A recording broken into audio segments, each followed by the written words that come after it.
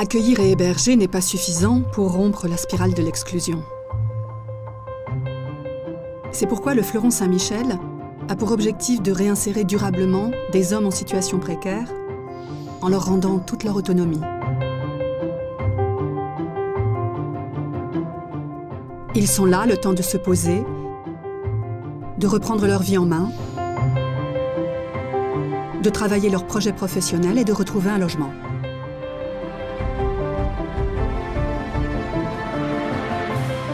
Les hommes que nous accueillons ont tous connu une rupture dans leur vie, qu'elle soit professionnelle, familiale ou liée à l'immigration. Lorsqu'ils arrivent, certains ont déjà un emploi, c'est ce qu'on appelle les travailleurs pauvres. D'autres sont en formation, au chômage, ou alors ils viennent directement de la rue.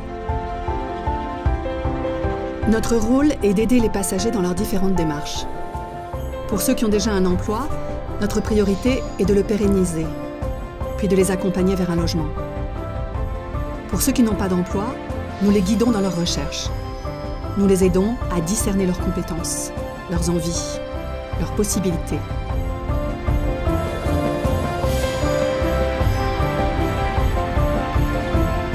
Les entreprises d'insertion avec lesquelles nous travaillons permettent à ces hommes qui ont souvent connu un parcours de vie chaotique de remettre le pied à l'étrier.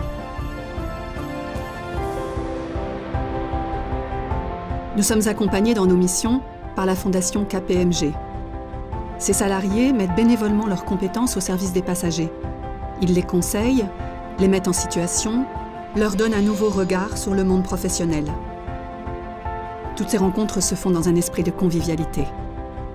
Les repas aussi sont des moments d'échange où chacun donne un peu de ses nouvelles, parle de ses difficultés, de ce qu'il devient. J'ai remarqué qu'il y a une grande entraide chez ces hommes. Ça montre les liens qui se créent avec le temps. Le départ d'un passager est un moment souvent chargé d'émotions. La sortie de la péniche étant pour eux le début d'une nouvelle vie.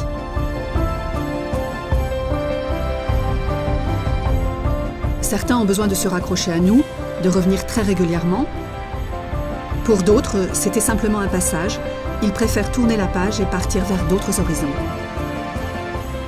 Notre défi, c'est que chacun reprenne suffisamment confiance en lui pour être vraiment acteur de sa vie et ne plus la subir.